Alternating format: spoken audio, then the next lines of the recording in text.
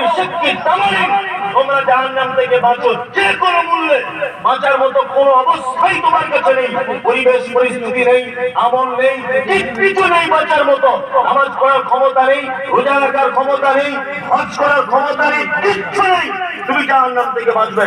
আল্লাহ রাসূল বলছেন আলা বিশিক্কি তামারিন, তোমার হাতে যদি একটা খাজুর খেতে খেতে একটা টুকরো যদি খাজুরের থাকে, ওই তাও আল্লাহ রাস্তায় সাদাকা করো, তার বিনিময়ে জাহান্নাম থেকে বাঁচো। তার মানে জাহান্নাম থেকে বাঁচার শেষ পজিশনে আল্লাহর নবী কি বললেন? সাদাকা করতে হবে। এইবার সাদাকা কত গুরুত্বপূর্ণ জিনিস আর একটা কথা বললে আপনারা বুঝতে পেরে যাবেন। মারা গ্রামে যখন কোনো মানুষ মারা যায়, তখন আমাদের গ্রাম্য কিছু পদ্ধতি আছে, গ্রাম্য পদ্ধতি যেগুলো হাদিস কোরআনে নয়, যেগুলো শিরকও নয়, বেদাতও নয়, কিছু নাই, বা সাধারণ ব্যাপার।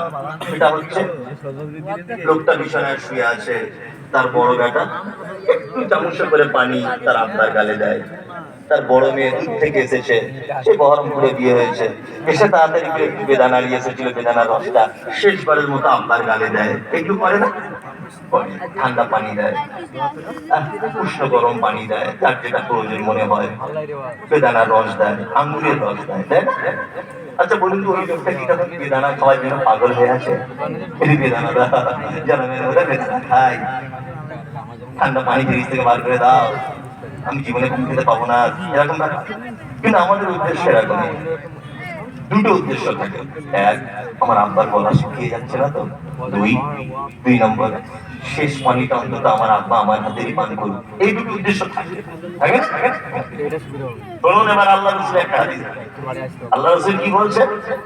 আল্লাহ রাসূল বলছেন যে কোন ভালো মানুষ, খুব পরহেজগার লোক, ইমানদার লোক, 5 ওয়াক্ত সালাত আদায়কারী, এইরকম কোন লোক, ভালো লোক এক কথা যদি মারা যায়, বিশ্বনবী বললেন একজন শিশু যেমন তার মায়ের কোলের ভিতরে ঘুমিয়ে যায়, একজন শিশু যেমন তার মায়ের কোলে যেন আস্তে আস্তে কোলে ঘুমিয়ে যায়, পৃথিবীর কেউ বুঝতে পারে না।